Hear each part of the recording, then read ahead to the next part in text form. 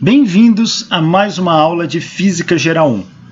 Dando continuidade ao princípio da conservação de energia mecânica, na última aula nós estávamos fazendo uma sequência de exercícios de conservação de energia mecânica. Vamos fazer mais um aqui para pelo menos fixar o conteúdo. Só recapitulando, o que é energia mecânica? É a soma da energia cinética mais energia potencial do seu sistema, e ela é constante. Como teu sistema é conservativo, você tem energia potencial definida para ele. Então a gente sempre faz energia mecânica num ponto é igual a energia mecânica no outro ponto.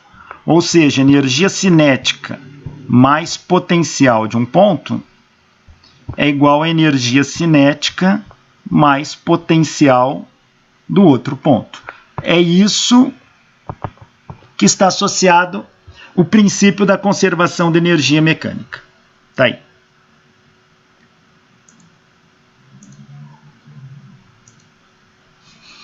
Então vamos lá. Olha esse exercício aqui, ó. Um pêndulo é constituído por um corpo de massa m pendurado num cordel de comprimento L. A corda tem um comprimento L, a massa m, esse conjunto forma um pêndulo. O corpo, a massa m aqui, é desviado da vertical, então essa é a linha vertical, essa vermelha. Você desvia o corpo da vertical e solta, sem velocidade inicial, ou seja, esse cara parte do repouso. Quando você solta, ele vai oscilar aqui, ó. Vai fazer isso para lá, e depois ele volta.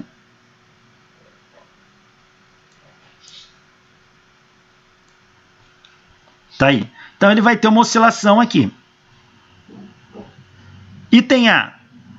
Determinar a velocidade no ponto mais baixo da trajetória. O ponto mais baixo é este ponto aqui, ó. Qual é a velocidade do corpo quando ele está aqui na posição B, ó? E qual é a tensão na corda para θ igual a 90 graus? Então vamos resolver aqui, ó.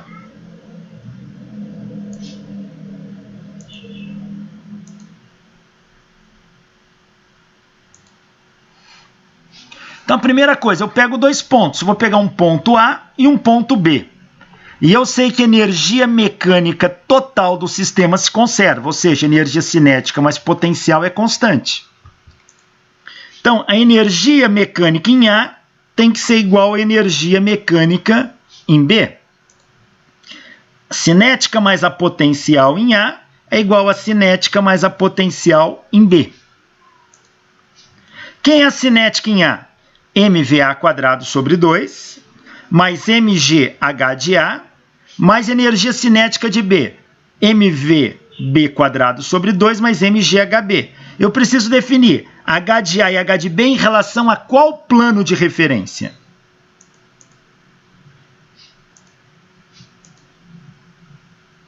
Eu vou adotar este plano aqui, ó. Então, este é o meu plano horizontal de referência. Então, este aqui é o H,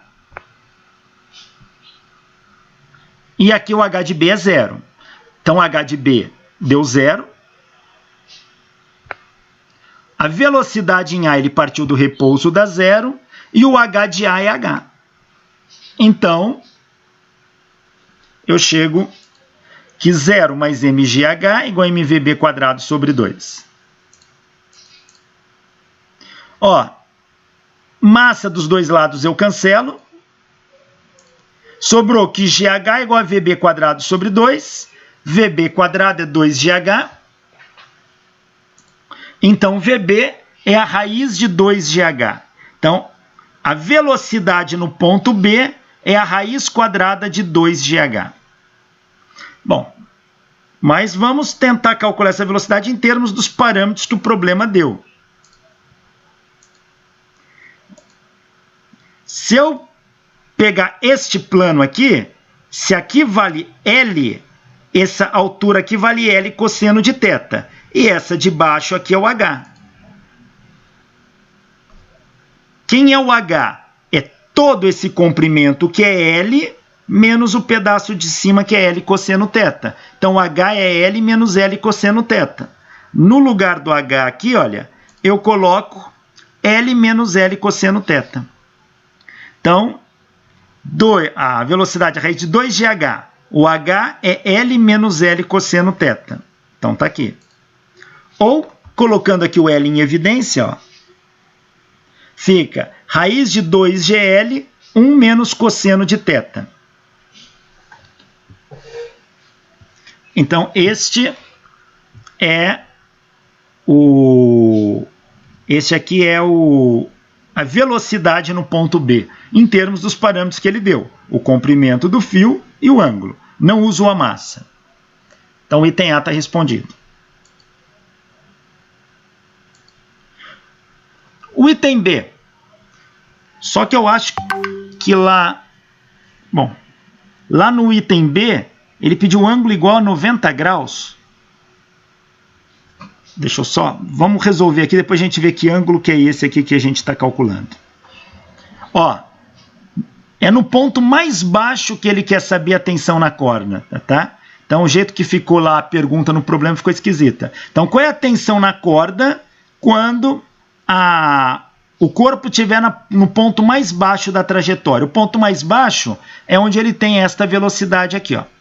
E neste ponto, eu tenho peso puxando para baixo e tensora empurrando para cima. Peso e tensora. Como ele descreve aqui um arco,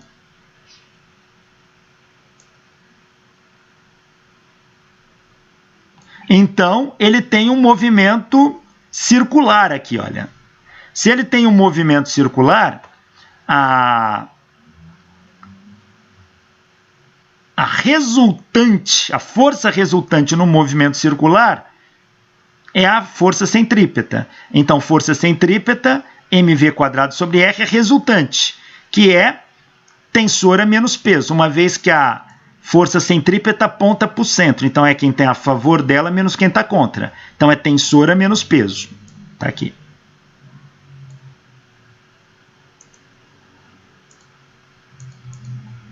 Então, mv² sobre R é tensora menos o peso, que é mg. Então, mv² sobre R, quem é V? No ponto mais baixo da trajetória, isto é V. Então, eu pego este V e substituo aqui, ó. Então, V² é raiz de GL 1 menos cosseno θ ao quadrado, é o que está aqui, ó. Então, mv² sobre R é igual a T menos mg. Daqui eu tiro a tensora.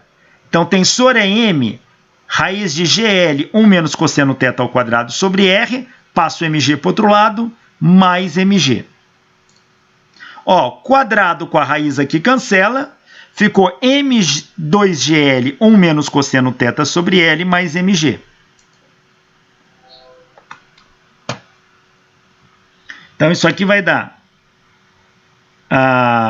L com L aqui cancela. Ficou 2mg 1 menos cosseno θ mais mg. Coloco o mg em evidência. Tensor é mg, 2 que multiplica 1 menos cosseno de θ mais 1. 2 vezes 1, 2 mais 1, 3. A tensora dá mg que multiplica 3 menos 2 cosseno de θ. Este é o valor da tensora no ponto mais baixo da trajetória.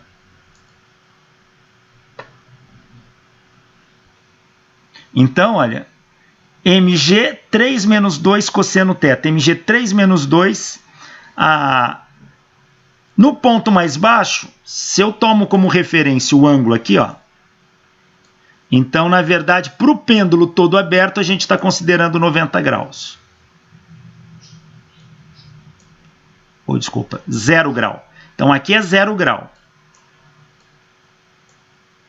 E aqui, 90 graus. Então, se eu pegar, quando o pêndulo está na posição mais baixa, o ângulo é 90 graus. Ó. Então, se eu pegar para θ igual a 90 graus, então vai ficar cosseno de 90. Cosseno de 90 dá 0. Então, sobra que é 0, 3 mg. Ou seja, a tensão na corda no ponto mais baixo tem que ser igual a 3 mg. 3 vezes o peso. O ângulo na primeira figura estava com a vertical. É por isso que eu falei, o jeito que estava ali estava trocado. Entendi. Eu não prestei atenção.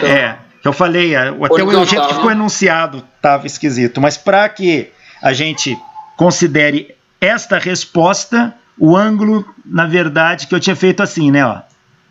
Eu falei, imagine o corpo aqui, formando um ângulo θ e soltando. Mas, se o corpo está aqui, a gente vai considerar o ângulo dele 0 grau aqui. Ó. Então, aqui é 0, e quando ele está no ponto mais baixo, 90. Então, o ângulo abre daqui para cá. Ó. Tá? Certo. É por isso, pessoal, vocês já devem ter visto estas videocassetadas aí do Faustão. Sempre tem alguém ali que se pendura num cipó e tenta cruzar um rio. E você vê quando ele chega no ponto mais baixo, ele cai. Por que que ele cai? Porque no ponto mais baixo, a tensora é 3 vezes o peso. Ou seja, a força que ele tem que fazer para se segurar é 3 vezes o peso dele.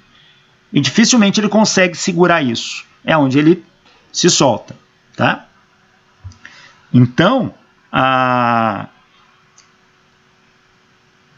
gente vê Tarzan, aqueles filmes. Então, se pendurar, é possível, claro que é possível, tem que ter força no braço. Mas segurar um peso, segurar no teu braço uma força equivalente ao triplo do teu peso, é difícil. Então, por isso que as pessoas, na hora que elas pulam, que elas chegam aqui, acaba se soltando. Então, depende da velocidade com que você chega. A velocidade, ela só vai servir para te dar aquele parâmetro, mas aqui, você vai ver que no ponto mais baixo, a tensora, ela é exatamente o triplo do teu peso, independente da velocidade. Mas se depende da velocidade, não seria a mesma coisa do que só você se pendurar sem estar balançando? Não. Porque você tem, não é que não depende da velocidade, no ponto não depende, mas qualquer outro ângulo aqui depende do ângulo que você está. Então, na verdade, sim. Isso aqui é dependente do ângulo, tá? A tua velocidade é dependente do ângulo. Então, quando o ângulo for 90 graus, e só nessa situação, a tensora é 3 vezes o peso. Para um outro ângulo, ou seja, se você está por aqui, se você está nessa posição aqui, com um ângulo que não é 90 graus, aqui você vai ter que colocar o valor dele. E a tensora provavelmente vai ficar menor do que 3 vezes o peso. Tá? Porque se você só se pendurar sem estar balançando, vai ser igual ao peso, né? Aí a tensora é igual ao peso. Tá? Se você ficar em equilíbrio ali, né, só se segurando, a força que você tem que fazer é o teu peso. E já é difícil. Agora, quando isso vem movimentando, ele vem variando com o ângulo, neste ponto é o triplo do peso.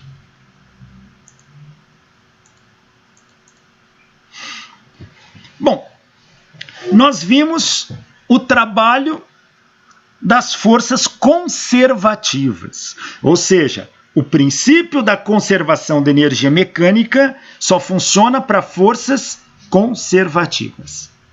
Agora, como que a gente calcula o trabalho das forças não conservativas? Bom, trabalho das forças não conservativas,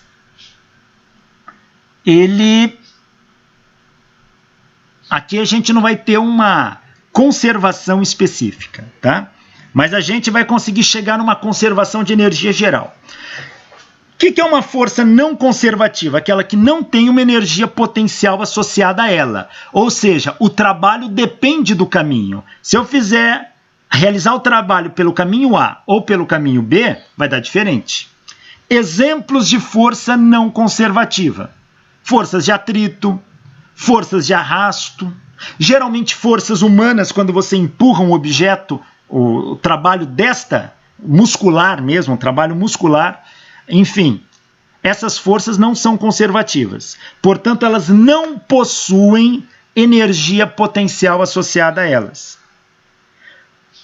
Por quê? Elas dissipam parte da energia na forma de calor. Então, parte da energia que foi utilizada ali é convertida em calor. Se você tem uma superfície aqui e você vai arrastar um corpo por essa superfície com atrito, quando eu puxo esse corpo para cá,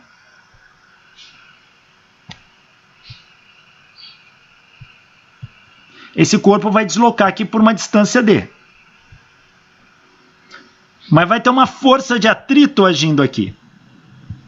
O atrito surge da fricção entre o corpo e a superfície. Então, parte da energia vai ser convertida em calor. O que acontece? O atrito aqui esquenta esse sistema. Isso libera calor. Nós já comentamos, calor é uma manifestação de energia.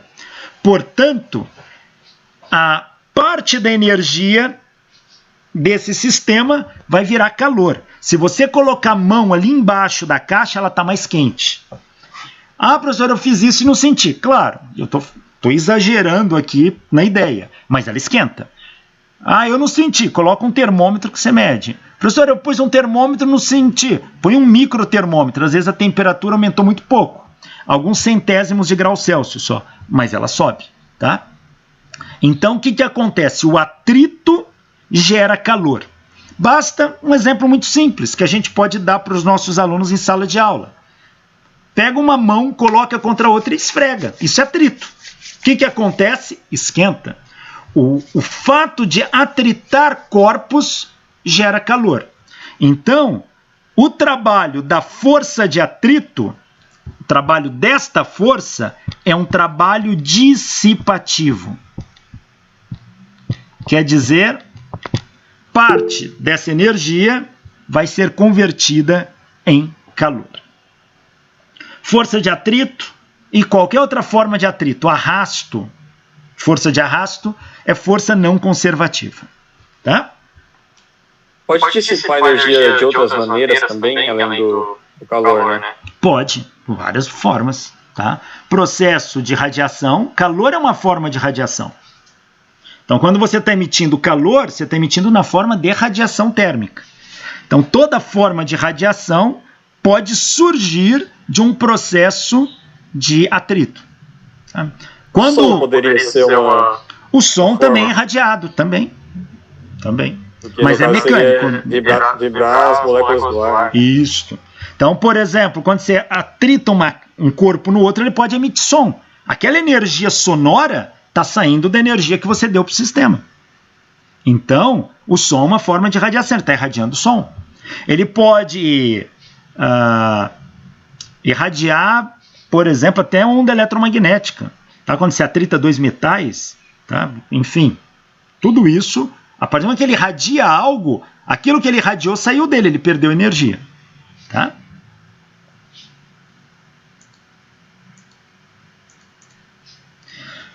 Vamos calcular, como que a gente calcula o trabalho das forças não conservativas.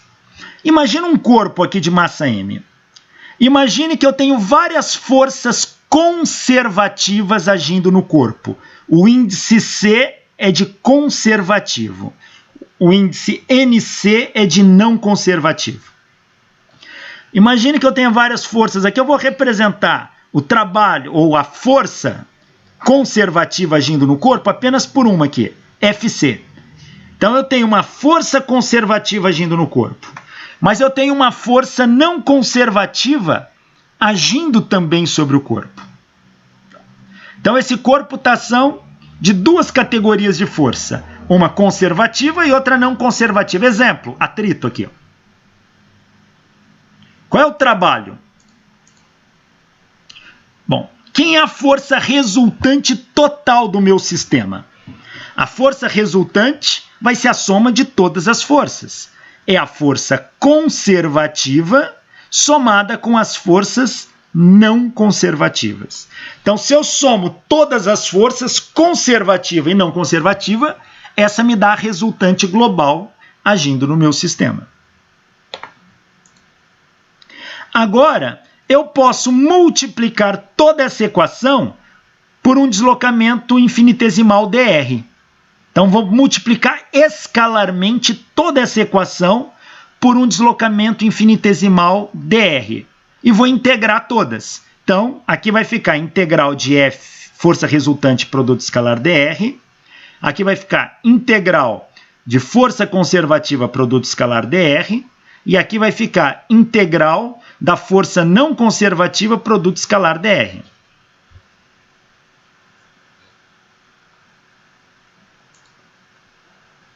Bom, o que é integral da força resultante, produto escalar dr? É o trabalho da força resultante. Então, integral da força resultante, produto escalar dr, é o trabalho da força resultante. Integral da força conservativa, produto escalar dr, é o trabalho da força conservativa. E integral da força não conservativa, produto escalar dr, é o trabalho da força não conservativa.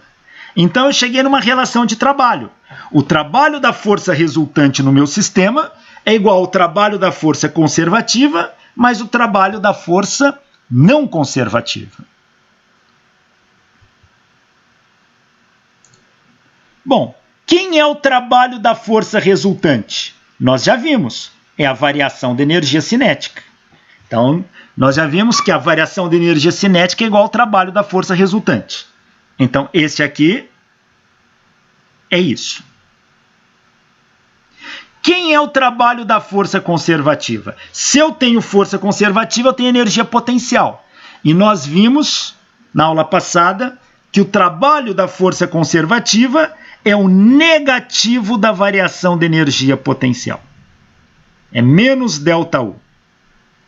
Lembra que nós vimos na aula passada que o trabalho é menos ΔU? E nós falamos que só existe energia potencial para a força conservativa, então esse trabalho é da força conservativa. Então é menos ΔU. Está aqui. E esse aqui é o trabalho da força não conservativa mesmo, que eu não tenho nenhuma expressão para ele. Então eu fiquei que ΔK é igual a menos ΔU mais o trabalho da força não conservativa. Então agora, vou passar o ΔU para o outro lado. Eu tenho que o trabalho da força não conservativa é energia cinética mais a variação de energia potencial. É ΔK mais ΔU. Variação de uma coisa mais variação de outra coisa é a variação do total. Ou seja, a variação da soma é a soma das variações. Então, posso fazer ΔK mais ΔU é delta de K mais U. A variação de K mais a variação de U é a variação de K mais U. Ou seja, o trabalho das forças não conservativas é igual à variação da soma da energia cinética com a energia potencial. É o trabalho da soma da variação da energia cinética com a variação da energia potencial. Mas energia cinética somada com potencial, nós batizamos isso de energia mecânica.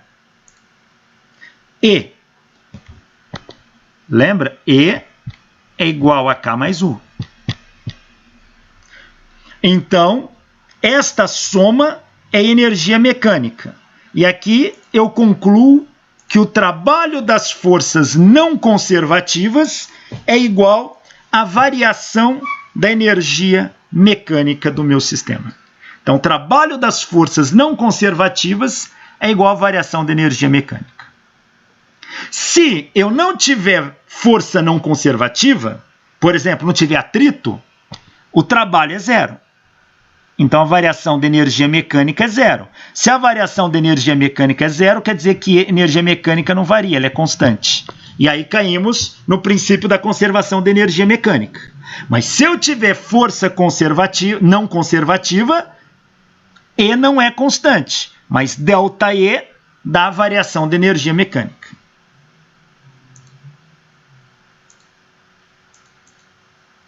Tá aí.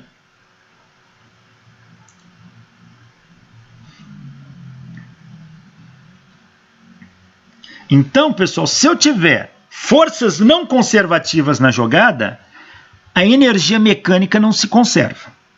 A variação dela dá exatamente o trabalho da força não conservativa. Então, eu sei que tem um atrito no meio do caminho. Meço energia mecânica no ponto A. A energia mecânica no ponto B não vai ser igual, porque tem força não conservativa. Então, meço energia mecânica no ponto A e energia mecânica no ponto B. Ela variou? Quanto que ela variou dá o trabalho da força não conservativa. Mas, ainda assim, eu posso pensar numa conservação de energia. Por quê? Veja, se o trabalho da força não conservativa é igual à variação de energia mecânica, esse trabalho foi para onde? Ele foi perdido. Dissipado, como a gente diz. Na forma de radiação, seja calor, seja som, perdeu essa energia. Ela sai do sistema. Então, você tem um sistema, essa energia sai dela. Mas, quanto que saiu vai ser igual a quanto a energia mecânica variou. Então, se eu pegar essa energia perdida e somar com a variação de energia mecânica, me dá a energia total que o sistema tem. Ou seja, se eu pegar a variação de energia mecânica menos o trabalho da força não conservativa, isso tem que dar zero. Mas esse trabalho da força não conservativa, que ele é perdido, então ele já é negativo por excelência. Se menos com menos, fica mais. Porque o que é perdido já é negativo. Então, no fundo, se eu somar a energia mecânica com a energia perdida, eu vou ter o quê? Eu vou ter energia total, a variação de energia total. E essa variação dá zero. Ou seja, a energia total do meu sistema, levando em conta a energia perdida mais a energia mecânica, se conserva. Então, eu tenho um princípio mais geral de conservação do que o princípio da conservação de energia mecânica, que é este. A gente vai chamar apenas de princípio da conservação de energia. Ele diz: a energia total de um sistema, ela não é criada nem é destruída, mas simplesmente transformada de um tipo em outro. A gente já viu que a energia pode se transformar, se converter de um tipo em outro. Energia mecânica produz calor, tá? Calor pode produzir luz, tá? Luz pode produzir som, enfim.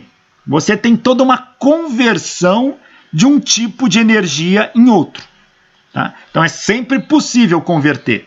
Então a energia total, ela pode ser convertida de um tipo em outro, mas ela nunca pode ser destruída, ou seja, deixar de existir. Ela sempre existe. Então, se eu tenho um sistema total, a energia total nele vai permanecer constante. E aqui a gente chama de um sistema total aquele que um corpo perdeu energia para o outro, mas tudo isso está dentro do mesmo sistema. Se eu considero o universo como um sistema isolado, e aí a gente tem modelos cosmológicos para isso, todo corpo que tiver aqui dentro, que ele perder energia, o outro vai ganhar energia. Então, o que um perdeu, o outro recebeu. Mas, se eu somar quanto que um perdeu, quanto que o outro recebeu, a energia total se mantém. Então, a energia total, ela é conservada, levando em conta mesmo as perdas por forças não conservativas. Mas dentro de um sistema total, ou seja, um sistema isolado, isto se conserva. Isto aqui é conhecido como princípio da conservação da energia. E esse é um dos pilares fundamentais da física. Então, esse aqui é um dos pilares fundamentais da física. Tudo que a gente analisa, a gente compara com esse princípio. Tá? E isso é uma verdade absoluta. Até hoje, nunca ninguém encontrou qualquer coisa que possa contrariar esse princípio. Então, o princípio da conservação da energia.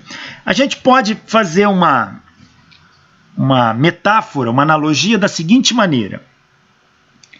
Suponha que a gente estivesse numa aula presencial.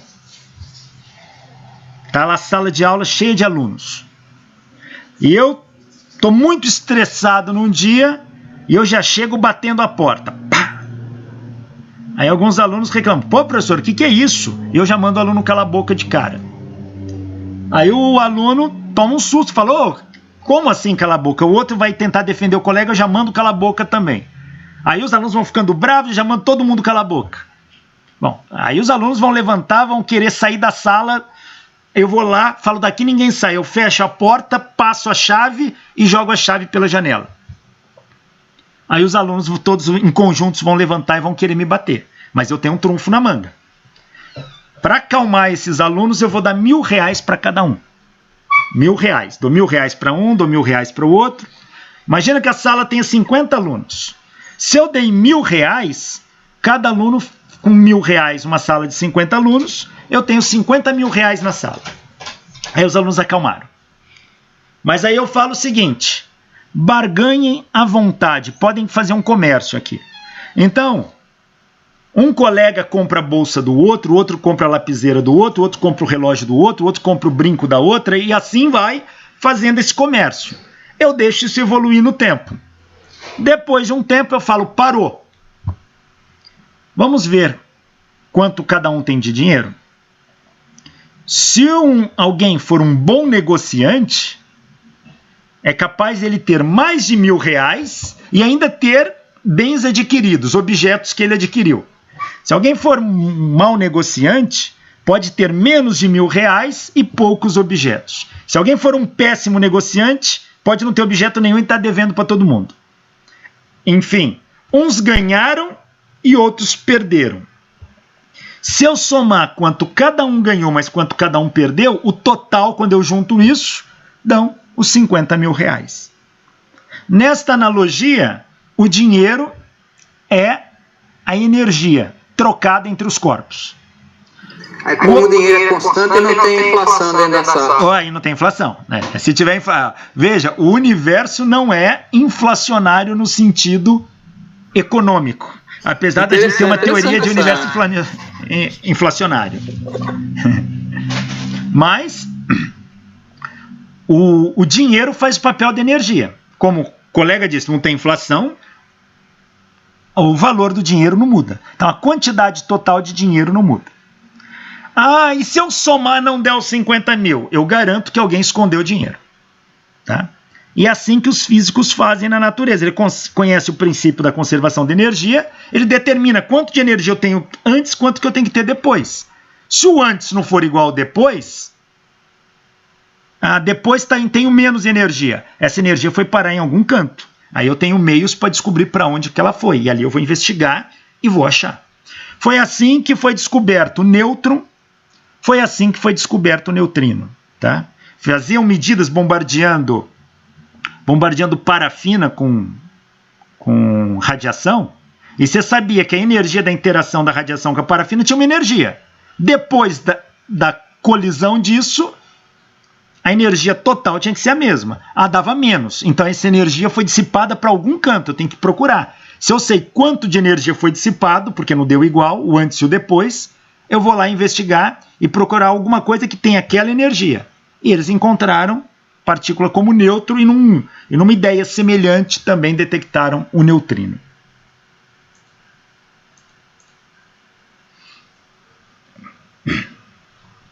Olha esse problema aqui, ó. Uma força horizontal de 25 newtons, essa força aqui, é aplicada a um bloco de 4 kg que está inicialmente em repouso sobre uma mesa horizontal. Está aqui. O coeficiente de atrito cinético entre o bloco e o tampo da mesa é 0,35. Calcular, item A, o trabalho externo feito sobre o sistema bloco-mesa. Item B, a energia dissipada pelo atrito. Item C, a energia cinética do bloco depois de ser empurrado ao longo de 3 metros sobre a mesa. Item D, a velocidade do bloco depois de ser empurrado 3 metros sobre a mesa. Então só tem essas duas forças aqui. 25 newtons é a força que eu empurro e a força de atrito que age contrária ao movimento. Esse corpo vai se deslocar para cá.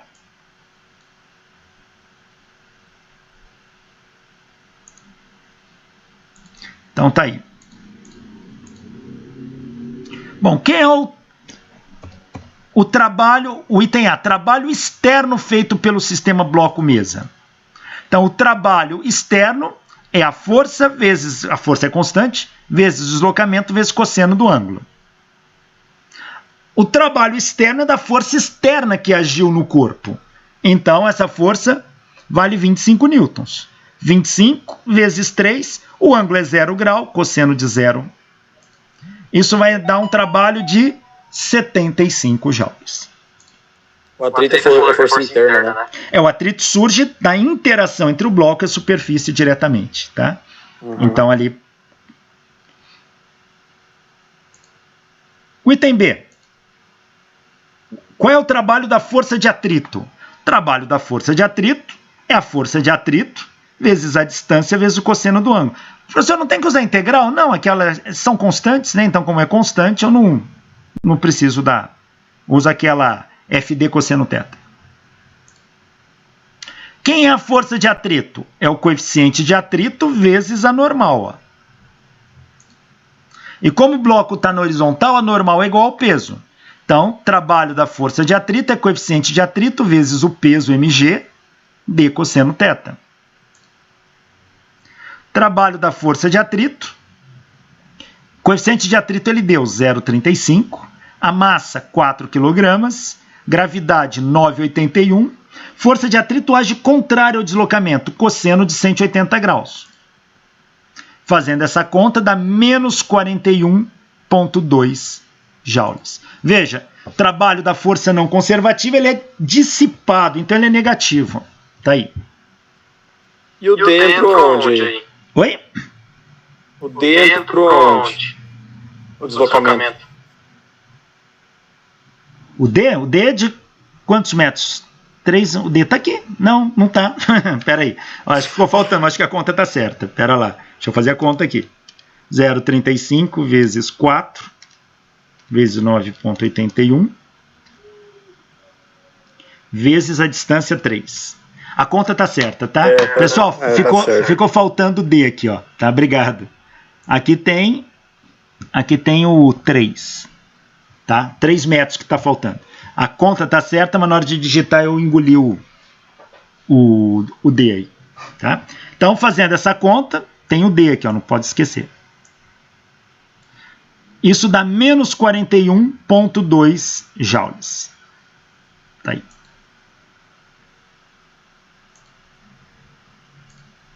O item C, ele quer... Já não lembro o que o item C quer. Deixa eu ver. O item C, ele quer a energia cinética do bloco depois de ser empurrado por 3 metros.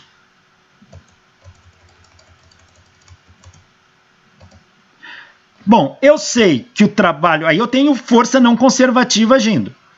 Depois, veja, a força de 25 só agiu para empurrar o bloco. E aí o bloco se deslocou sozinho. É o empurrão inicial que cedeu. O bloco escorregou sobre a mesa.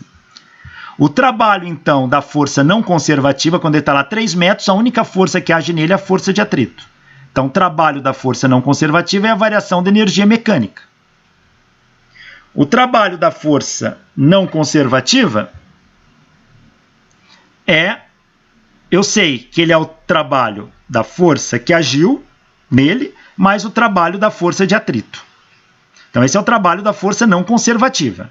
Então, lembra que nós calculamos, nós deduzimos que o trabalho da força resultante é o trabalho da força conservativa mais o trabalho da força não conservativa.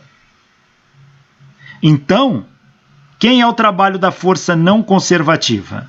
É o trabalho da força resultante menos o trabalho da força de atrito.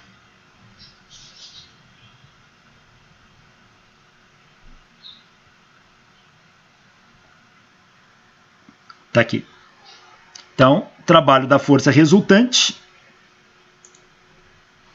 é 75. O trabalho da força de atrito é menos 41,2. Na verdade, aqui a gente só tem que tomar um cuidado, tá?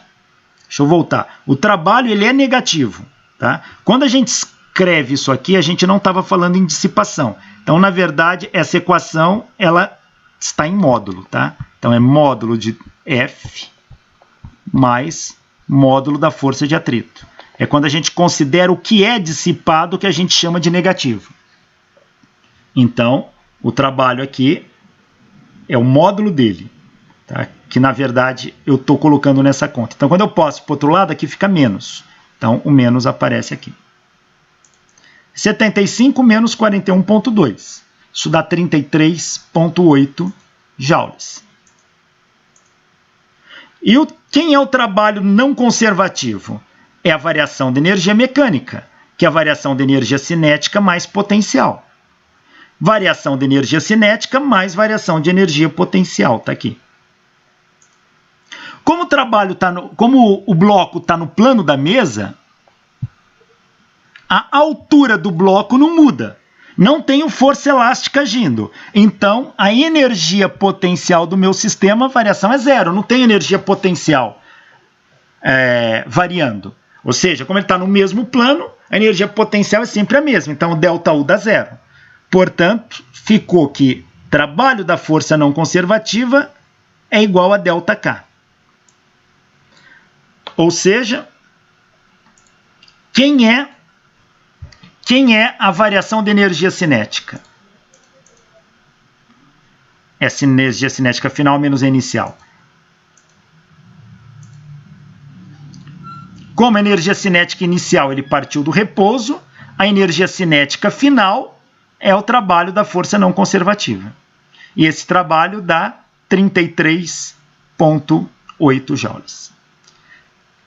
Tá aí. E o item D, ele quer saber a velocidade quando o corpo caminhou os 3 metros, ou seja, quando ele tem essa energia cinética. Trabalho da força não conservativa é igual a energia cinética, então ele é meio de mv quadrado. Então, isolo o v quadrado daqui, o v. V é a raiz quadrada de 2 vezes o trabalho não conservativo sobre a massa do corpo. Então, isso aqui dá V igual a 2 vezes 33,8 dividido por 4. Fazendo essa conta, a velocidade dá 4,11 metros por segundo ao quadrado. Então, o que a gente tem que ter em mente? A gente tem que ter em mente que se o sistema tem forças não conservativas, o trabalho dessa força não conservativa tem que ser sempre igual à variação de energia mecânica. Tá? Sempre. Então, essa... e se não tiver força não conservativa? Energia mecânica é conservada. No caso, ΔE. ΔE. Muito bem. Muito bem. Eu fiz isso para ver se vocês estavam acordados. Aqui. ΔE. Isso. Variação da energia mecânica, que é a variação da cinética mais a potencial. Se isso aqui for zero, implica que é constante. Se não for zero, ΔE tem que dar aquilo. Bom, a energia, pessoal, ela se manifesta de muitas formas, como nós já vimos. A gente tem energia em sistemas mecânicos, em sistemas elétricos, em sistemas químicos, em sistemas nucleares, enfim. Então a gente agora tem condições de começar a olhar para um dado sistema e buscar entender o que é aquilo ali. Primeiramente, o que é um sistema? O que é um sistema? Quando a gente vai agora, começa a usar muito esse termo. Sistema, pessoal, é teu objeto de estudo. Aquilo que você se propõe a estudar é o teu sistema. Se eu quero estudar uma caneca, o meu sistema é minha caneca. Se eu quero estudar uma pedra, o meu sistema é minha pedra. Se eu quero estudar o planeta Terra, o meu sistema é o planeta Terra. Se eu quero estudar uma célula, o meu sistema é a célula. Se eu quero estudar o universo, o meu sistema é o universo.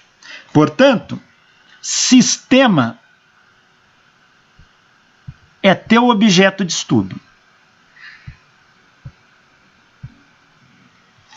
Aquilo que não for o sistema, aquilo que não for seu objeto de estudo, a gente chama de meio. Então, meio é aquilo que não é o sistema. Então, aqui, ó, se isso aqui é meu sistema, o meio é isso aqui, ó.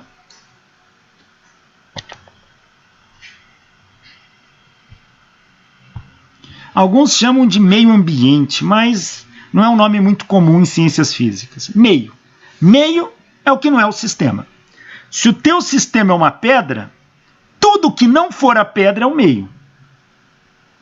Por exemplo, vocês estão agora com um aparelho na frente de vocês, ou um celular, ou um computador. Imagina que esse aparelho seja o seu sistema. Tudo que não for este aparelho é o meio. Então, por exemplo, a pia da cozinha é o meio. Ela não está aí onde está este teu aparelho. A porta de entrada da casa é o meio.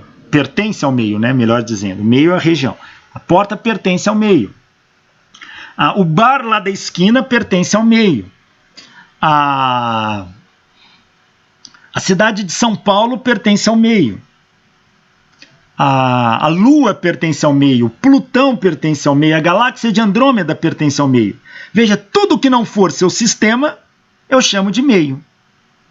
E o que me dá se eu juntar o sistema com o meio?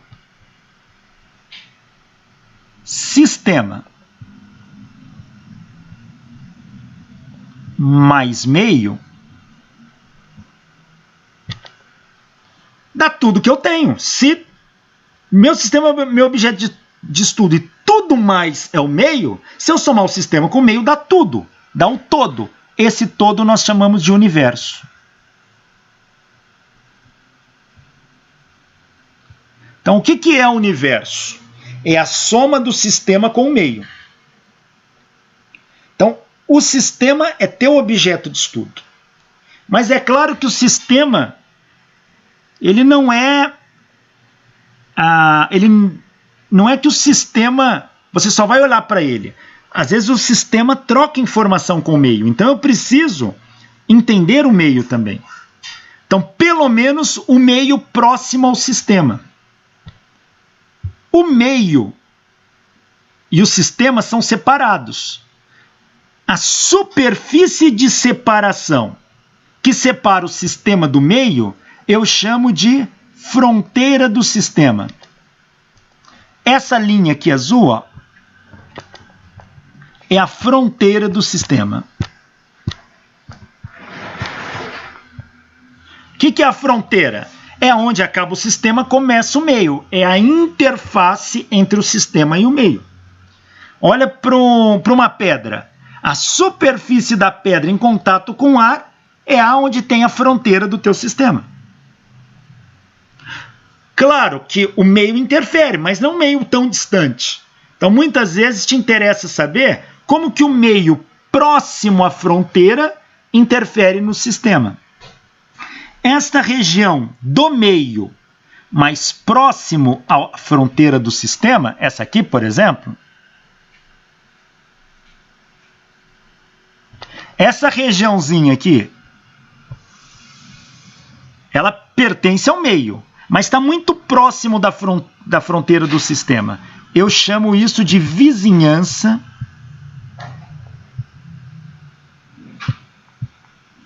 do sistema.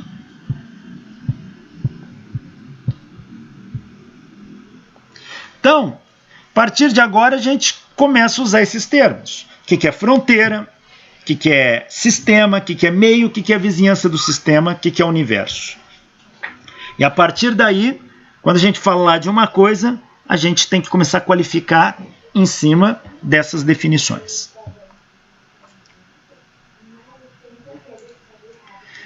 Existem sistemas químicos. O que é um sistema químico?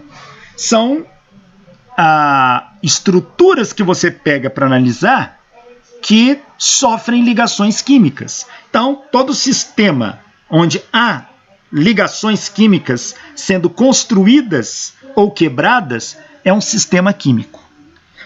Então, imagina que esta molécula aqui, olha, é um sistema químico, tá? Esse conjunto todo.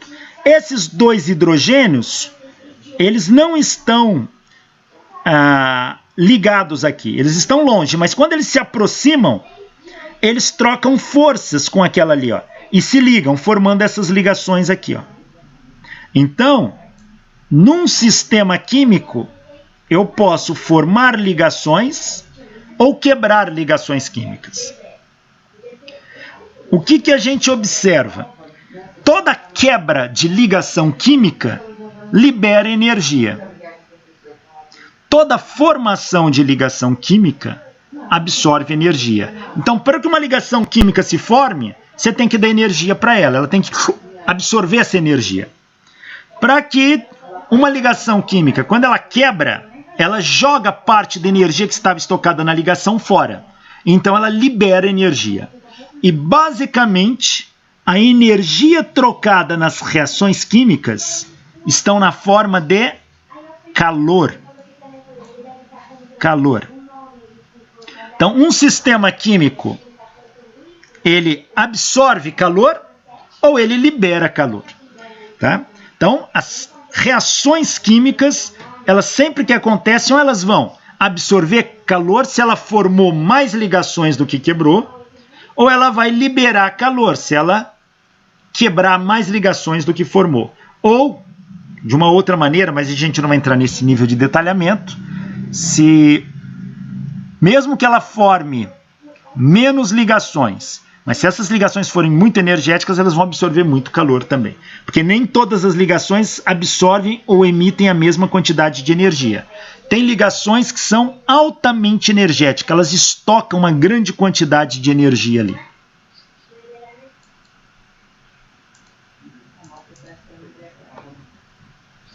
O calor, se a gente entendê-lo como uma forma de energia, uma manifestação de energia, então a gente sabe que o calor realiza trabalho. E num sistema não conservativo, parte da energia é sempre transformada em calor. Num sistema não conservativo, parte da energia é sempre transformada em calor. E o que a gente observa quando a gente trabalha com calor? Que é impossível transformar 100% do calor perdido em energia útil novamente. É impossível transformar 100% do calor perdido em energia útil novamente. Somente em alguns processos muito particulares isso acontece. Quando a gente fala impossível, a gente já está excluindo esses processos, que são alguns processos termodinâmicos bem conhecidos. Por exemplo, num sistema adiabático,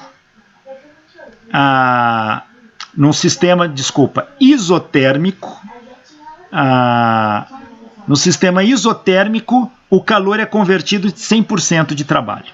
Mas isso é um caso muito particular, numa condição muito particular. Quando a gente está falando de mecânica, é impossível transformar 100% do calor perdido em energia útil novamente. Imagina que eu tenho uma energia útil. Essa energia pode se converter em calor? Pode. 100% em calor. Eu posso pegar uma dada energia e convertê-la integralmente em calor. Mas eu não consigo pegar o calor e convertê-lo integralmente em energia mecânica útil. Então vamos frisar aqui que essa energia, a gente está pensando em mecânica. Calor não vira 100% de energia útil de novo. Ele vai virar 100 menos uma quantidade X%. Ou seja, uma vez que você dissipou energia na forma de calor, não tem como agora aquele calor voltar a ser toda a energia de antes. Mesmo que ele se converta na energia de antes, é só uma fração dele que se converte. Uma parte continua calor ainda.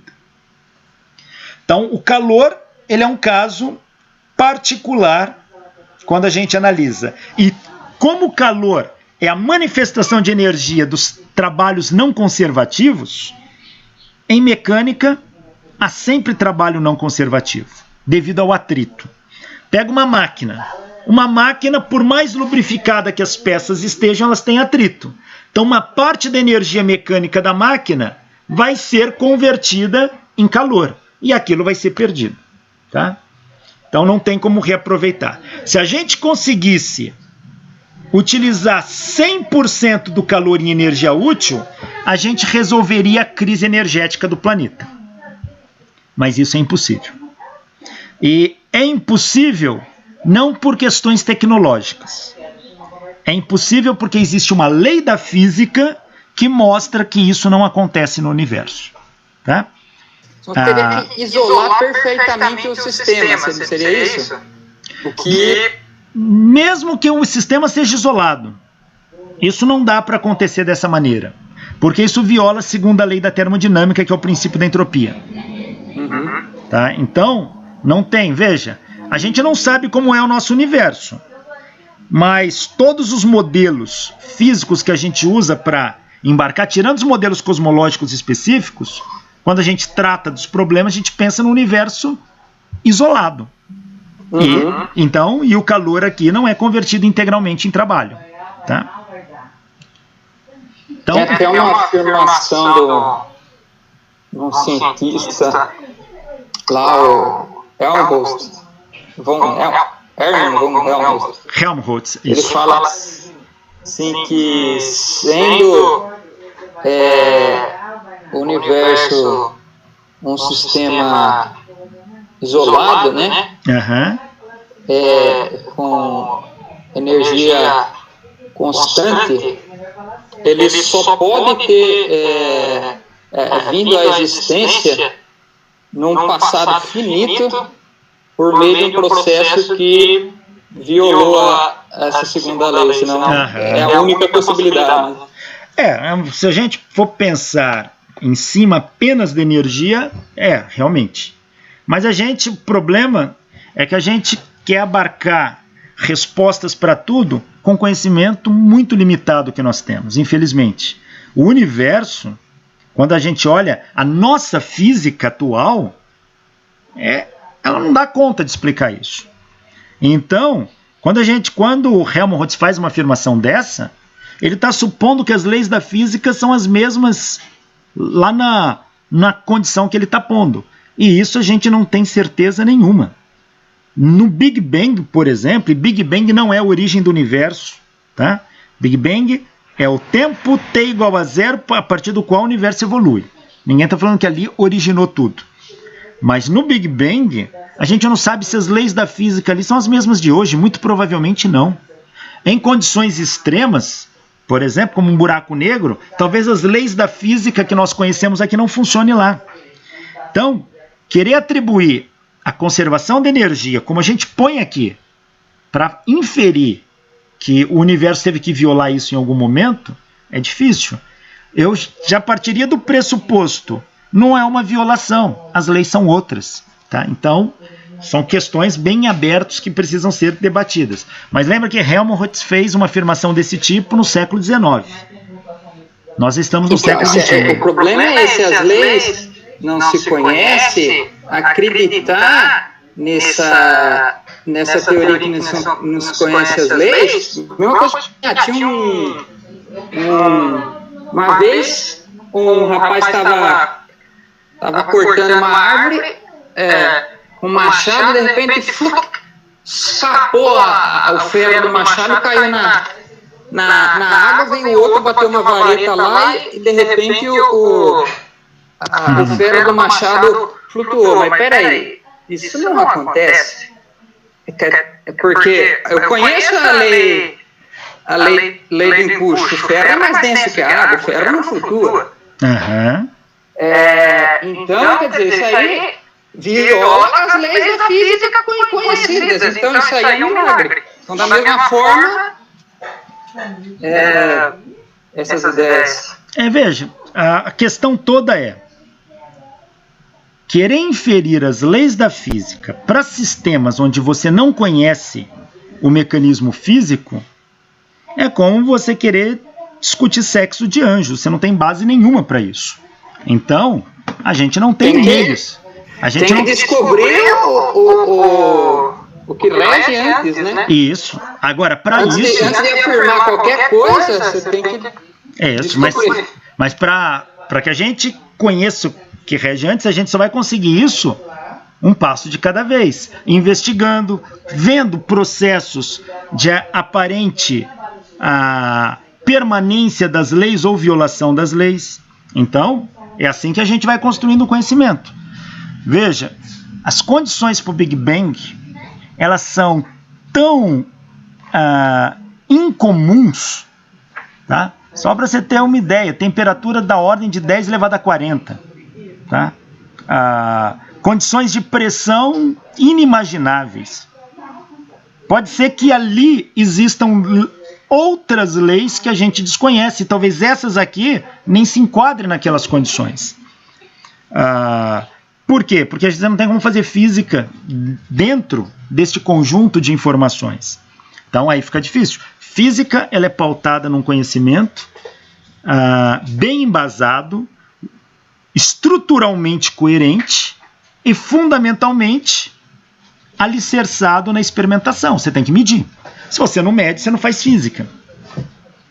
E dentro desses sistemas você não tem acesso às medidas. Então, por exemplo... Então essa turma da cosmologia aí não faz física, então. Eles podem fazer física dentro de um contexto, mas quando você faz afirmações desse tipo, essa afirmação não é qualificada fisicamente. Essa não pode. Ainda que o trabalho dele seja um trabalho de física. Então o pessoal extrapola muito. Tá? Por exemplo, teoria de supercordas não se encaixa como uma teoria física propriamente dita. Tá? Teoria de supercordas, ela não te dá condição nenhuma de medição. Com isso, não significa que ela esteja errada, não. Mas a cosmologia... É uma hipótese, né? É uma hipótese que a gente não pode descartar. Assim. Você não pode descartar nenhuma hipótese, né? Mas, apesar de tudo isso, não posso falar que aquilo é física. Tá? Para você ter uma ideia... Você pode descartar a hipótese do Amherst, né? Não, veja. A gente não está falando que está errado, de forma alguma. Mas eu estou falando, é uma afirmação muito forte, sem a gente conhecer todas as estruturas que estão por trás. Para você ter uma ideia, cosmologia... Eu creio que a força dessa seja igual à força dessa outra, né? Só para... Desculpa a pergunta. Qual a sua idade? O livro do aquele cientista famosíssimo que morreu esses tempos, que tinha que é o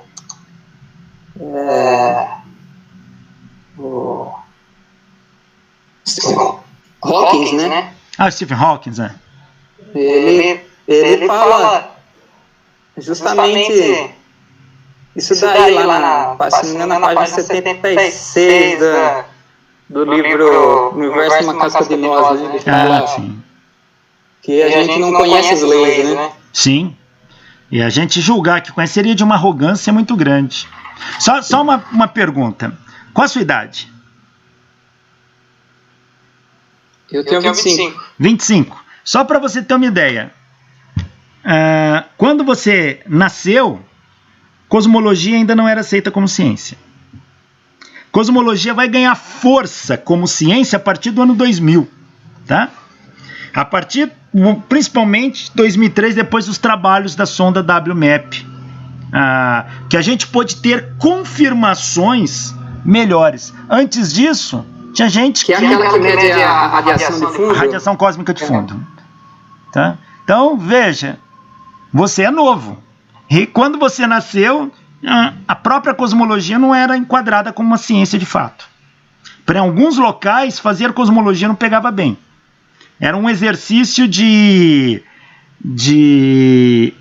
passatempo matemático, ficar brincando com modelos de universo. Hoje não. Hoje nós temos muitas evidências que corroboram para a cosmologia. Tá? E olha que a cosmologia moderna, ela já tem mais de 100 anos. Tá? Einstein, em 1919, 1920, já tinha criado um modelo de universo cilíndrico. Tá? Willem de Sitter, Alexander Friedman, Georges Lemaitre, todos esses caras, antes da década de 30 do século passado, já tinham feito vários modelos de universo. Mas tudo isso era questionável pela ala mais dura da ciência, a área mais hard science, ali que a gente chama, aquela parte mais conservadora da ciência. Agora, a partir de 2000, a cosmologia ganha um peso enorme. Tá? Então, só para ter uma ideia de como que as coisas vão mudando aos poucos. Mas, enfim. Professor. Pois não? Questão de que a energia, pelo menos, e a gente acredita de que a energia ela seja sempre transformada, que ela nunca aumenta nem diminui, no pegar o universo como um todo. E a questão da morte térmica do universo? Veja, a morte térmica do universo é um conceito. Tá? Ele simplesmente diz que com a expansão contínua do universo, os corpos celestes vão irradiando pelo espaço, essa radiação, devido às grandes distâncias, dilui e o universo tende a esfriar. Esfriar necessariamente não é perder energia, você simplesmente distribuiu toda aquela energia para uma grande região do espaço. Você diminui a densidade de energia do universo, mas está toda lá. Tá? E tem a questão da radiação Hawking, dos buracos negros, né? Mas a radiação Hawking já é um outro fenômeno. Tá? É uma emissão de partículas da vizinhança de um buraco negro. Tá? Ali na vizinhança de um buraco negro, você tem provavelmente o vácuo, aquilo que a gente chama de vácuo vazio, ele é quanticamente ativo. Ou seja, você tem fenômenos que a gente chama de flutuação quântica do vácuo. No vácuo não tem nada, surge um par de partícula e antipartícula. Elas surgem ali por um tempo, interagem e dissipam. Se você mede a energia antes e depois, ela foi conservada. Porém, deu origem a um par de partículas e antipartículas. E a radiação de Hawking é uma explicação dada que na borda de um buraco negro, na vizinhança, quando você tem a flutuação quântica do vácuo, forma um par de partícula e antipartícula. O que acontece? Se uma delas cai no buraco negro, a outra, por ser um par oposto, é repelida. E isso chegaria à Terra. E já foi detectada a radiação de Hawking. Tá? Mas não viola nenhum princípio de conservação, nada disso. Entendi. Bom, olha aqui, pessoal. Ó. Então, a energia útil, ela pode ser convertida em energia mecânica, tá? 100% em calor. Mas o calor não pode ser convertido 100% em energia útil novamente. Sempre uma quantidade X deixa de ser convertida. Se fosse, resolveríamos a crise energética do planeta. Ou seja,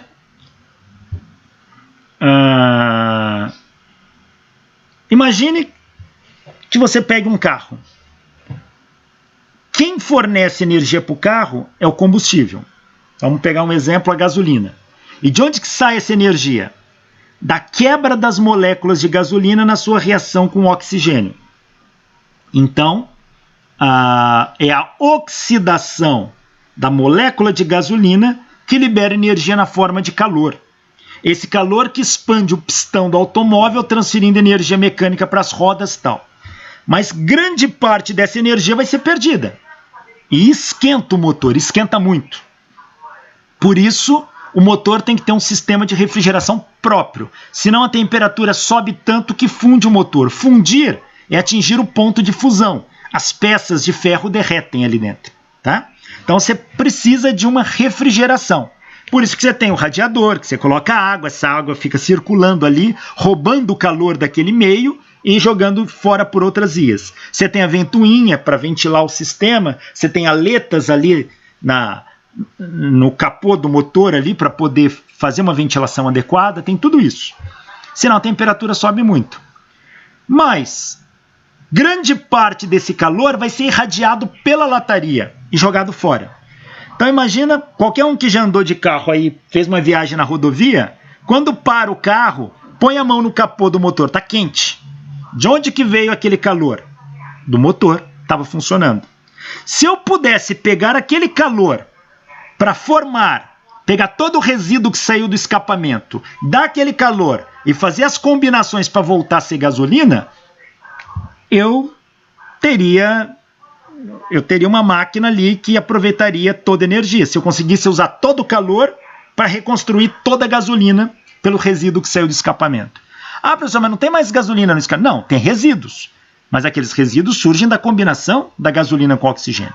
Então, se eu tenho a matéria que faz a combinação de energia, eu posso recombiná-la e construir moléculas de gasolina novamente. Eu estaria usando o calor dissipado para transformar em energia útil, que é a gasolina novamente.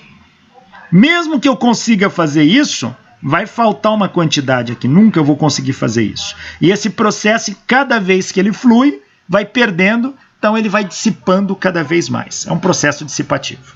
E para conseguir pegar todo esse calor e converter em gasolina, é muito caro. E não vai dar para você andar quase nada. Portanto, essa conversão de calor em trabalho útil é muito complicado. A gente chama de caloria, o símbolo é cal, a quantidade de calor necessária para levar a temperatura de 1 grama de água em 1 grau Celsius. Para ser mais preciso, caloria foi definida para elevar a temperatura de 1 grama de água de 14,5 para 15,5 graus Celsius. Tá? Então, caloria é uma quantidade de calor, então ela é uma energia. E a gente pode converter em joule. Uma caloria vale 4,184 joules. 4,184. Então, toda vez que você tiver uma unidade em caloria, você pode converter em joule por esse fator aqui.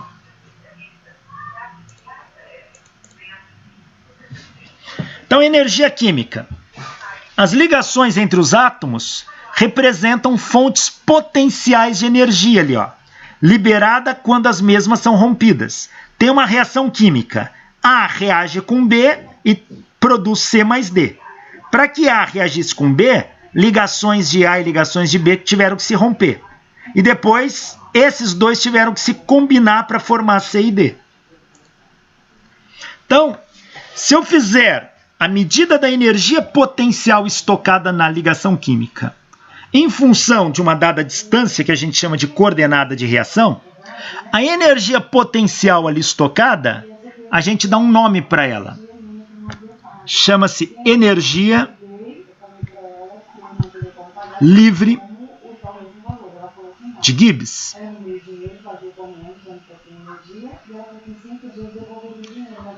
Então, a energia potencial estocada na ligação ali é uma forma da variação da energia livre de Gibbs. Quando aquela ligação é rompida, a energia varia. Esse ΔG, que para a gente é a energia potencial aqui. E como é que isso acontece? Suponha que eu tenha molécula A para reagir com a molécula B.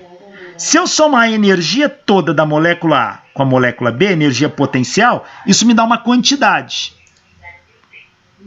Que é essa aqui, ó. Essa quantidade geralmente ela é um valor fixo, porque essas moléculas são fixas. Para que elas reajam, sozinhas elas não reagem. O que tem que acontecer? Eu preciso dar para essas moléculas uma energia mínima para que elas reajam. Senão nada acontece. Eu preciso dar uma energia para que essa energia acelere uma delas, faz com que uma se choque com a outra, ou seja, tem que movimentar aquilo ali, causar colisões entre A e B. Esta energia mínima a gente chama de energia de ativação. Energia de ativação. A energia mínima é a energia de ativação. Então, quanto que vale essa energia? Ela tem um valor. Para que as moléculas possam reagir A e B e se transformar em C e D, eu preciso dar esta quantidade de energia. Esta é a menor quantidade de energia que eu tenho que fornecer para essas duas moléculas aqui, para que elas possam reagir e se transformar nessas aqui. Ó. E essa energia A mais B que ela tem no início e C mais D que ela tem no final, seria a energia em que situação? A mais B é a energia que a molécula A e a molécula B conjuntamente têm nas suas ligações, estocada nas ligações químicas. Tá? Então, imagina que a molécula A seja oxigênio, por exemplo. Isso é uma ligação de O com O. Essa ligação tem uma energia estocada ali, uma energia potencial. Lembra do potencial de Lennard Jones? Está estocado ali. Sim, sim. Imagina que o B seja água. Entre o oxigênio e os dois hidrogênios eu tenho ligação, tenho uma energia potencial estocada. Se eu somar a energia estocada aqui com a energia estocada aqui, me dá esta energia que você está vendo aqui, esse nível aqui. Ó. Tá? Ela independe da temperatura, da pressão, essas coisas assim? A temperatura, a pressão é externo. Essa é a energia da molécula em si. Tá? Sim, é verdade. Porém, se eu deixar uma ao lado da outra, elas não reagem. Eu preciso dar uma energia externa para elas. Então, aí entra a temperatura, aí entra a pressão. Esta é a energia externa. Esta energia tem que ter um valor mínimo. Senão, não há reação. Esse valor mínimo é este aqui, ó. É esta quantidade. Para cada combinação de moléculas existe uma energia de ativação, uma energia mínima ali a ser vencida. Por quê? Essa energia de ativação é uma barreira de potencial. É esta barreira de potencial aqui, ó.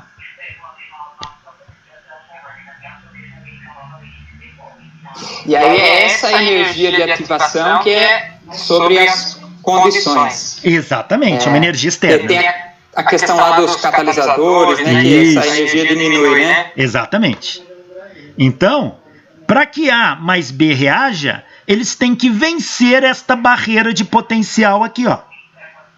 Aí se eu der esta quantidade de energia para eles, se eu der esta quantidade de energia, olha o valor até onde chega. Até aqui. Pergunto, tem energia para vencer a barreira? Não. Por mais que eu tenha dado energia, eles não vão passar para o lado de cá. Passar para o lado de cá quer dizer quebrar essas ligações e se combinarem. Então não vai haver reação química. A menor quantidade de energia que eu tenho que dar é este valor aqui, ó. É este valor aqui, ó.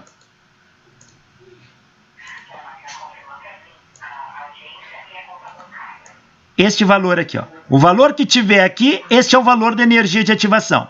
Se o corpo tiver esta energia, ele está no topo da barreira de potencial. Se ele está no topo da barreira de potencial, ele está aqui, ó. Se ele está ali, ele tem igual probabilidade de reagir ou não reagir. Então, no mínimo, a menor quantidade de energia que dá chance dele formar a reação é essa. Agora, qualquer energia maior do que essa, tem energia para passar pela barreira e para o outro lado. Aí ele reage. Tá? Então, aí a reação acontece, A e B se transformam em C e D. Quando essa reação acontece, é porque ele venceu a barreira de potencial. Ele tem uma energia de ativação aqui. E ele vai se transformar, isso aqui é chamado reagente, e isso aqui é chamado produto. Se a energia total do produto, esta aqui, for menor que a energia dos reagentes, ó, como é o caso, ó, diminuiu, significa que parte da energia que ele tinha foi jogada fora na forma de calor. Parte da energia foi jogada fora na forma de calor. Tá? Essa reação química liberou calor por meio. Ela é chamada reação exotérmica. Exotérmica ou exogônica. Tá? Exotérmica é o nome mais comum, ou exorgônica. Então, uma reação exotérmica é aquela que libera calor, ela esquenta. Se você misturar ácido com água, por exemplo, e colocar a mão no tubo, não faça isso, tá? Porque pode liberar muito calor e ser explosivo. Mas se você colocar com cuidado e encostar a mão no tubo, o tubo ferve. É uma reação exotérmica. Agora, pode acontecer da energia dos produtos ser maior que a do reagente. Assim. E aqui, a energia final do produto é maior que a energia inicial do reagente. O sistema ganhou energia, ele absorveu energia. Essa reação é chamada reação endotérmica ou endorgônica. Tá? Então, aqui nós temos um tipo de reação onde o sistema absorveu energia. Idem, ele precisa vencer a barreira de potencial para que a reação ocorra, a energia de ativação. Cada substância combinada tem uma energia de ativação própria. Tá? Existem substâncias que a energia de ativação é altíssima. Para que a reação comece, não é fácil. Agora, existem sistemas que a energia de ativação é baixíssima. Uma energia mínima, pequenininha, ativa a reação. Por exemplo, gás de cozinha com oxigênio. A energia de ativação é tão pequena que se uma pessoa sair de casa, esqueceu a boca do fogão aberta ali, está vazando gás, a casa toda está fechada, então a casa enche de gás e a pessoa chega em casa e percebe o cheiro, mas muitas vezes a pessoa tem a ideia de ir lá fechar a boca do fogão. O cheiro está muito forte e ela acende a luz. Aquela faísquinha que sai de dentro ali do interruptor é energia suficiente para vencer a barreira de potencial e mandar a casa para os ares. Portanto, gás de cozinha tem que tomar cuidado. Quanto mais concentrado ele tiver, maior essa chance de explosão. Tá? Então, isso é o que acontece com reações químicas. Existem, como o colega já tinha antecipado aí, certas substâncias que, quando a reação química ocorre na presença delas, a velocidade da reação química aumenta. Ou seja, a reação ocorre muito mais rápido. Estas substâncias são chamadas de catalisadores. Catalisadores. O que é um catalisador? São substâncias que aumentam a velocidade da reação química. O que o catalisador faz? O catalisador não participa da reação química. Se eu coloco aqui no início um catalisador, a reação ocorre, aqui continua o catalisador. Ele não... Ou seja, o catalisador que eu tinha antes eu tenho depois. Mas ele aumenta a velocidade da reação química. Como? O catalisador, ele diminui a barreira de potencial. Ele diminui a energia de ativação. Se sem o catalisador a barreira de potencial era esta, com o catalisador ele diminui a barreira de potencial, ela fica menor. Portanto, uma menor energia que eu der aqui, a reação ocorre mais facilmente. Ó. Então, a maior probabilidade da reação ocorrer aumenta, ou seja, a probabilidade da reação ocorrer aumenta com a presença do catalisador, porque ele diminui a barreira de potencial.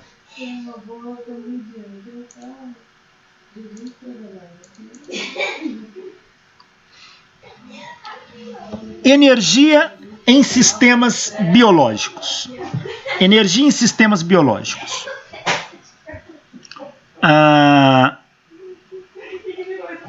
O que é um sistema biológico? É um sistema vivo. E o que é um sistema vivo?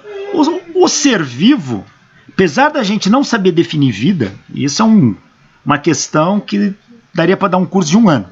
Tá? A gente não sabe direito o que é vida. Tá? O físico Erwin Schrödinger fez essa pergunta na década de 30 do ano passado, do século passado.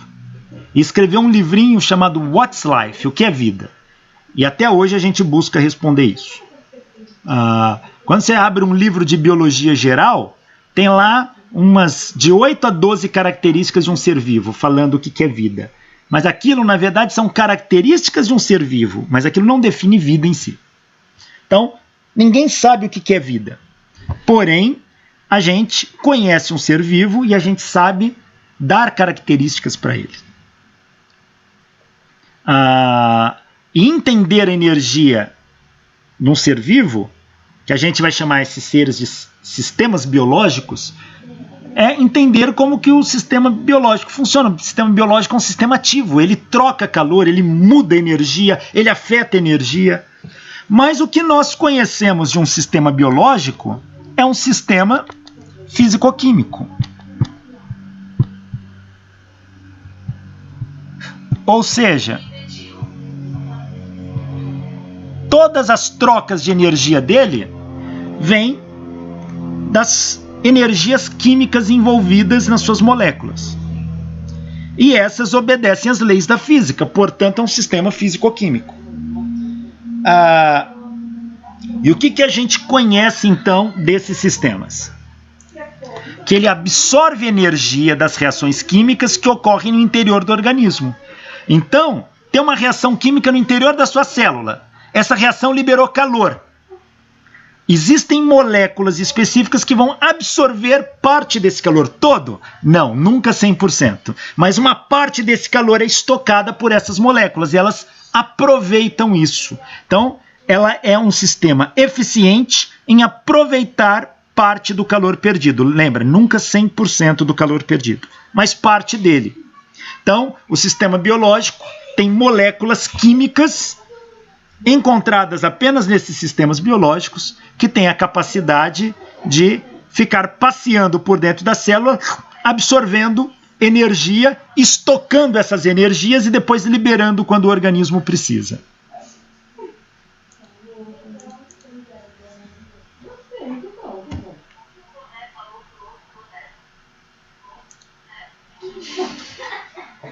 A gente chama o conjunto de reações químicas que ocorrem no nosso organismo de metabolismo. O que é o metabolismo? É o conjunto de reações químicas que ocorrem no interior do organismo.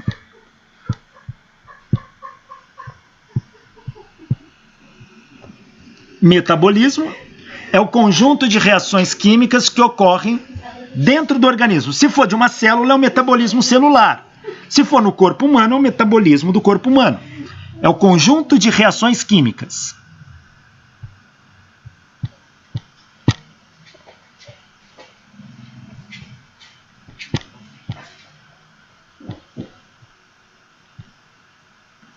O metabolismo ele pode ser dividido em 2 conjuntos. O catabolismo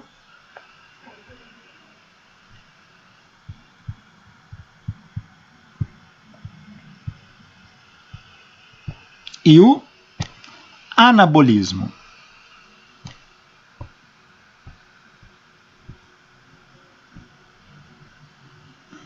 São diferentes. O que vem a ser anabolismo? É a construção de novas moléculas.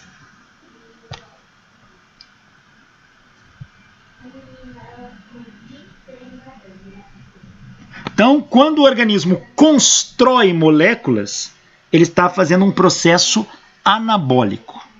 E catabolismo é a quebra de moléculas em moléculas menores. Quando o organismo pega uma molécula grande e quebra em moléculas menores, ele está fazendo o catabolismo. Então, Por exemplo, quando a gente come a comida. A comida é formada por várias moléculas, e algumas moléculas gigantes, são polímeros, tipo, por exemplo, proteína. Proteína é uma molécula gigante, enorme. A proteína é formada de unidades menores chamadas aminoácidos. Quando você come, e isso cai no estômago, as enzimas do estômago, que são moléculas especiais, elas vão lá, se ligam à proteína e quebram a proteína, cortam a proteína em diversos pedacinhos menores, em aminoácidos. Então ela pegou a molécula de proteína, quebrou em unidades menores. Foi feito catabolismo. Esses pedacinhos menores chegam lá no intestino, é absorvido pela parede do intestino, vai para a corrente sanguínea, é levado para o interior da célula. Lá dentro da célula ocorre o caminho contrário. Pega esses aminoácidos, ligam uns nos outros, formando proteínas que são moléculas grandes. Então, lá dentro da célula ocorre o anabolismo, a construção de novas moléculas. Então, nós somos uma usina. A gente pega coisas grandes, quebra em pedacinhos menores, transporta para onde precisa, pega os pedacinhos menores e constrói moléculas maiores novamente. A gente pode imaginar assim, uma molécula grande, uma macromolécula, seria uma coisa assim.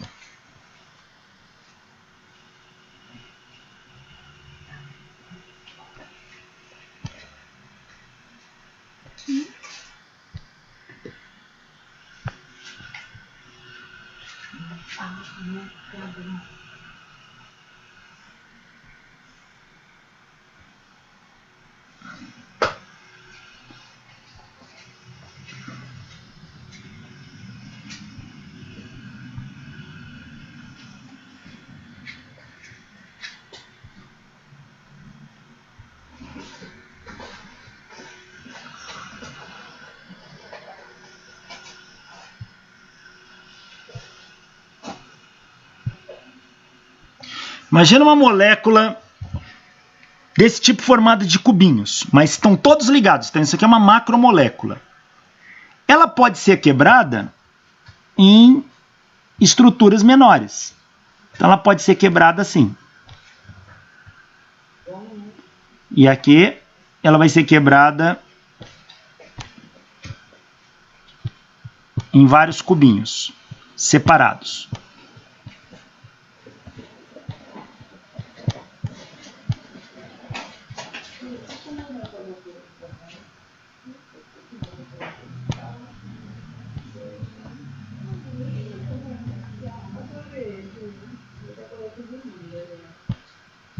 Tá aí. Então, o processo daqui para cá, ele se chama, é o processo de quebra. Chama-se catabolismo.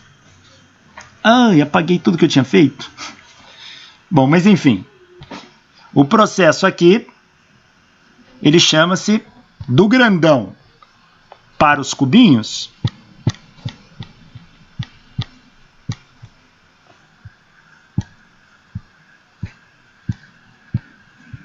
Isso aqui é chamado catabolismo. Agora, se eu pegar os cubinhos e juntar para formar o cubão, isso chama-se anabolismo. E o corpo humano, ele faz isso o tempo todo, não só o corpo humano, todos os seres vivos. Processo catabólico, anabólico. Isso, o conjunto, chama-se metabolismo. Então, temos aqui uma molécula complexa é quebrada em moléculas simples. Mas quando quebra, libera energia, basicamente na forma de calor. Quando eu pego molécula simples e junto formando uma molécula mais complexa, ele absorve energia. Então ele consome energia, ele absorve, a energia entra no sistema. Aqui a energia sai do sistema. Então no sistema biológico, você tem um processo de fluxo de energia, um constante fluxo. Ora, a energia entra para construir a molécula, ora, a energia sai da quebra da molécula. E assim, sucessivamente. Existe uma molécula especial. Quando eu falo especial, quer dizer, ela é encontrada nos seres vivos somente, que ela está ali na célula passeando livre. Quando há um catabolismo ou um anabolismo, quando há um catabolismo, libera energia e joga para fora dali do sistema, essa molécula está passando na vizinhança, ela absorve. Essa molécula é o ADP. ADP. Opa. ADP quer dizer difosfato de adenosina. O difosfato de adenosina é uma molécula, que eu não vou entrar aqui nos detalhes disso, é uma molécula que tem um açúcar aqui, um grupo pentose, ligado a uma adenina, igual àquela base do DNA, e ligado a 2 P's. P's é o grupo fosfato, 2 P's. Então, esta molécula é o ADP. Quando alguma reação catabólica ocorreu aqui e jogou energia para fora, o que ela faz? Como o sistema sempre tem grupo fosfato em solução, ela, se aproximando de um grupo fosfato, ela absorve essa energia e liga esse grupo fosfato a ela. Então ela absorve, essa energia entra para formar ligação aqui, ó. Então, ela fica agora com 3 fosfatos ao invés de 2. E ela se transforma em ATP, trifosfato de adenosina. Então isso aqui é ADP mais energia se transformando em ATP. Quando o organismo precisa de energia, ele cria condições no meio tal que essa ligação é rompida. E aí, ao quebrar, libera energia para o meio. Então, essa aqui é uma molécula de ATP. Ó. Então, essa molécula é uma molécula de ATP. Ela se quebra numa molécula de ADP, mais um grupo fosfato e mais energia. Ela libera energia. Então, esta molécula ela é responsável. Ela, como se ela pegasse energia num canto, leva para o outro, libera. Ela é um transportador. Alguns chamam ela de moeda energética, porque ela estoca energia e leva energia de um lado para o outro no sistema biológico.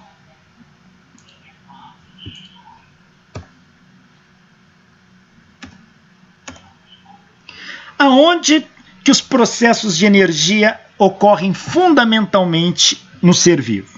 Eu falo fundamentalmente que ele ocorre em várias partes, mas fundamentalmente nas células animais ocorrem na mitocôndria e na vizinhança dela, que fica o citoplasma em torno ali.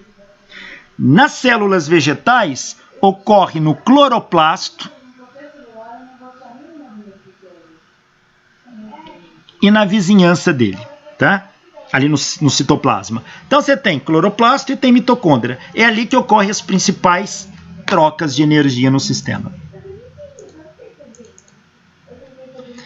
A principal forma de jogar energia no sistema é através de um processo conhecido como respiração celular, que nada mais é que a reação de oxidação da glicose. O que é a reação de oxidação da glicose? Bom, a reação de oxidação da glicose, eu vou falar dela, mas como ela tem alguns detalhes aqui que a gente precisa lembrar do conceito de mol e tudo mais, eu falo dela na nossa próxima aula. Obrigado e até breve.